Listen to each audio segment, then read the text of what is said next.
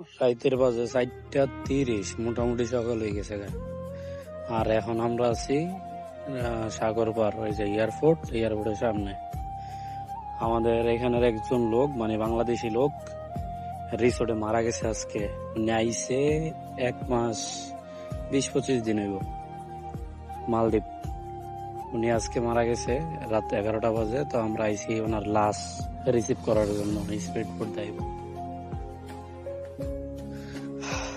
কি একটা অবস্থা! প্রবাসীদের হায়াত মৌত, সবারই হায়াত মৌতের কথা বলা যায় না, যে কোনো মুহূর্তে মরতে পারে। কিন্তু একটা প্রবাসী মরা মানে তার পুরা ফ্যামিলি মরা। আজকে 1.5 মাস হয়েছে আইসে, লোকটা আজকে মারা গেল। 1.5 মাস হইলো লোকটা আইসে, আর আজকে সে মারা গেল। তার ফ্যামিলির কি একটা অবস্থা! যদি এটা এখনো ফ্যামিলি শোনে নাই, যদি শোনে তার ফ্যামিলির কি একটা অবস্থা হইব। আর লোকটার আর্থিক অবস্থার যে কি অবস্থা কে জানে।